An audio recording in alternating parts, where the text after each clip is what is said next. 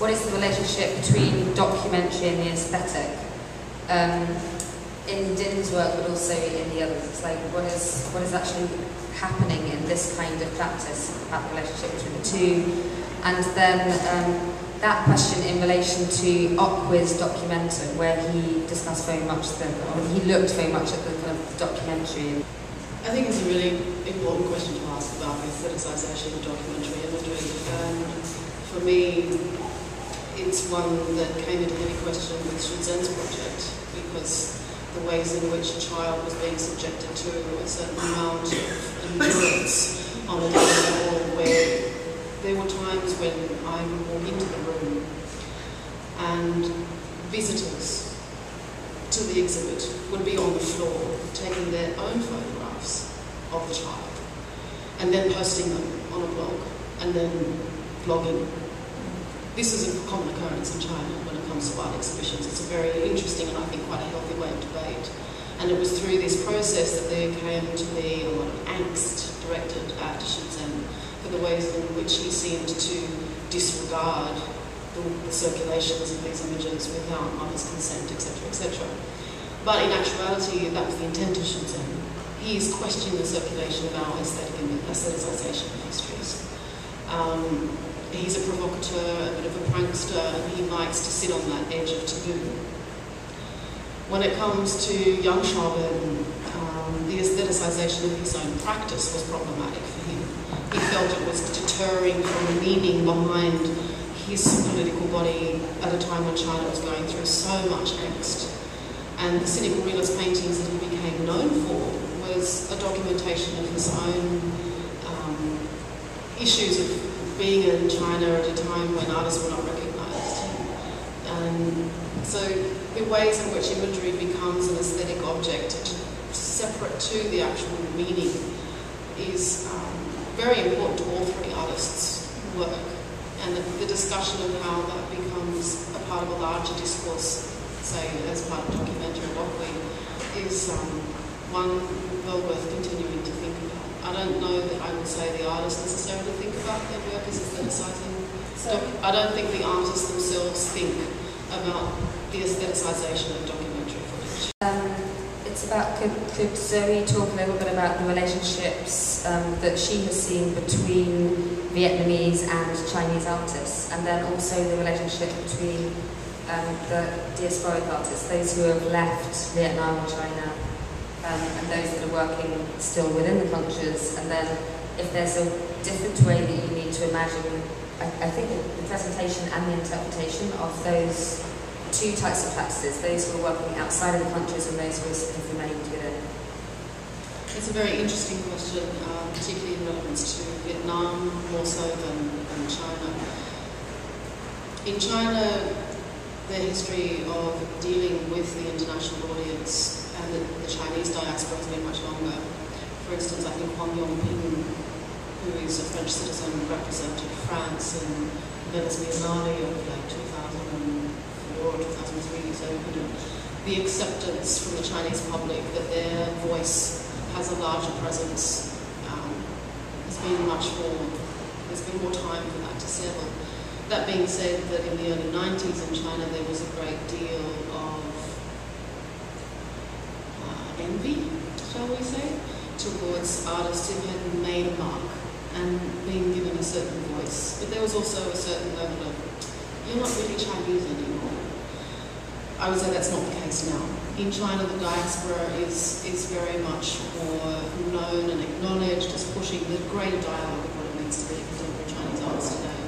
And that's largely due because China and its economic might right now is an international city. It's one of the most, countries. It's one of the most, in the 20th century, or 21st century, it's probably the most incredible place to be living with the rate of change that's occurring. And artists realise that even if they're not in China.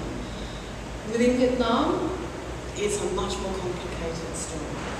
The Vietnam War is such a recent memory, and the number of people in the arts who are both refugees, adoptees, people of wealth who had the fortune to be able to have an education, were already out of the country at the time of the Vietnam War,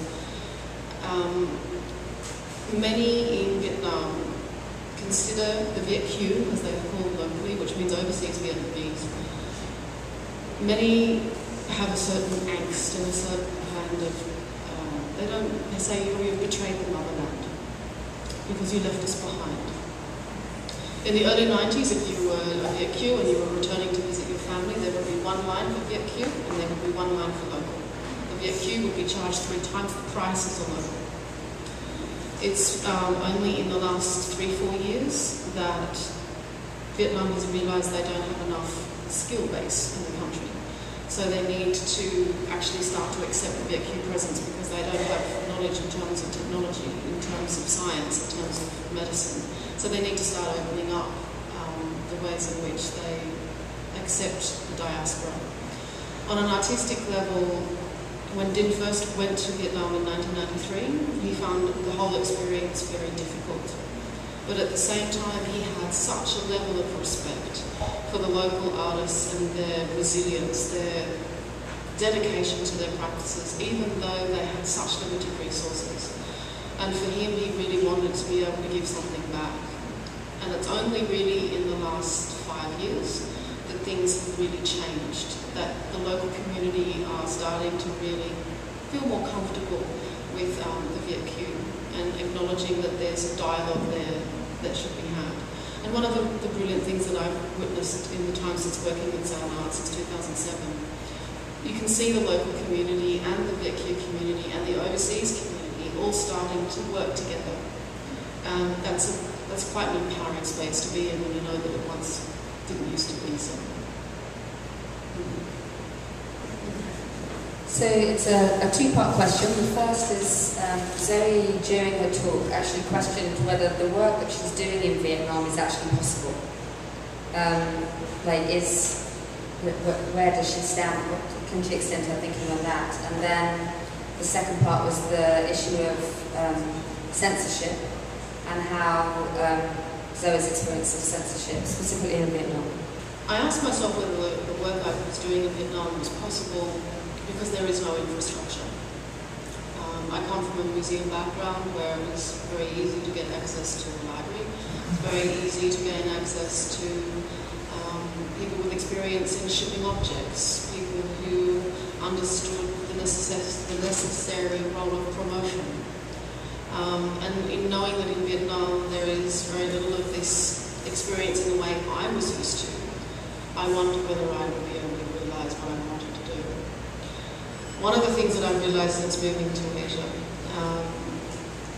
as a curator, you have to switch the ways in which you think something is possible, and you have to adapt to their method, because their method is as equally relevant and as equally valid, and you have to adjust your attitude and your expectations of efficiency, because they do things in different ways, but we're all trying to do the same thing, which is push the importance of contemporary culture towards a broader public.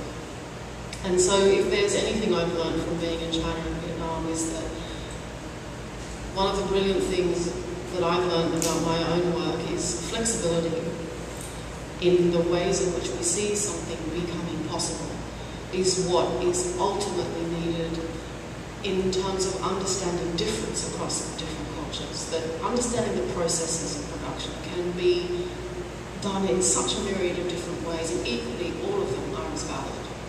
So yes, in answer to that, since I've been in Vietnam, the projects I want to do are totally possible. But I just have to think clearly and a little harder about who with, how, and the best strategy. And I'm very reliant on the local community in that way to help. It's interesting thinking about the translatability, though, going back to what you were saying earlier, as far as you can develop something in Vietnam. The question is, how do you start to create opportunities both in Vietnam and outside for this kind of discussion to go on? Yeah, exactly. As for your second question about censorship, China is not a place right now where censorship operates as it once used to. Licenses were something you once had to apply to a cultural ministry, and you had to get approval for each of your projects. Now, because tourism in China relies upon contemporary art to a large extent, the Chinese government realised that system doesn't quite work anymore. So exhibitions occur, and occasionally you might get a cultural ministry officer walk in and say, I don't agree with this, I don't agree with that, and we'll have to remove it from the floor. But of my experience of working in Beijing, that very, very rarely happened.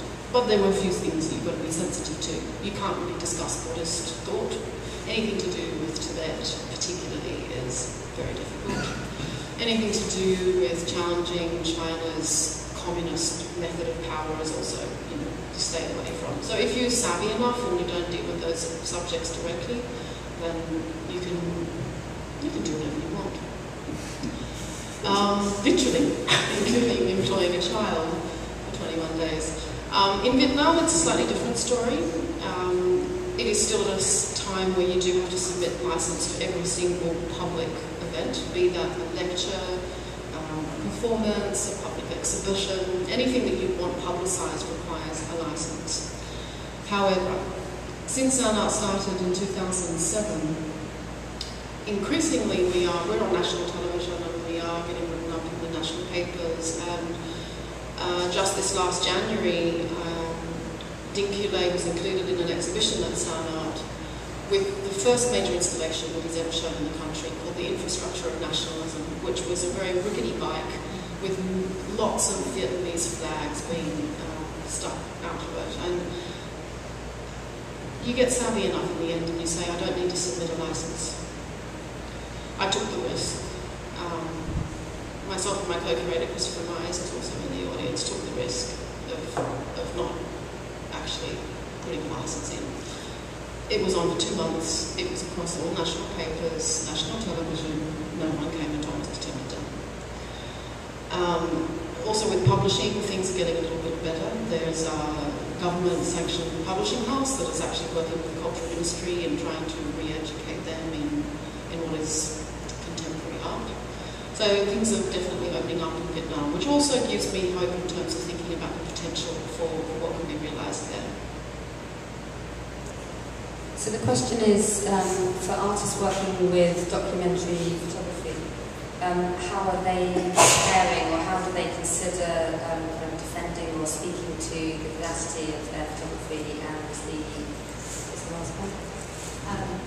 how it's being presented to broader how it's being presented to a broader public?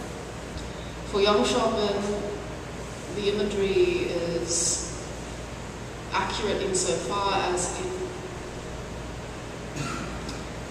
it creates a kind of emotional moment for him. His relationship to imagery is quite emotional.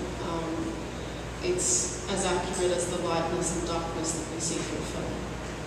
I think asking a question about the accuracy of an image really, it's a big question. I mean, imagery today can be doctored so much. I mean, the photographs you see of Zhen with the child, they are themselves also doctored.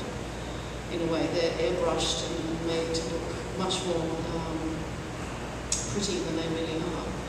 When it comes to Dinh, the choice of the imagery that he works with from documentary film, there are so many documentaries that he's watched, so many popular Hollywood films that he's watched about Vietnam, that for him the accuracy is, well, who's speaking here? Whose voice am I paying attention to? Where do my priorities lie? For him it's more accurate to try and say, I'm speaking from the Vietnamese perspective and this is the imposition of stereotype you've placed on them. I think it's a good question to ask, but I think it's a fairly low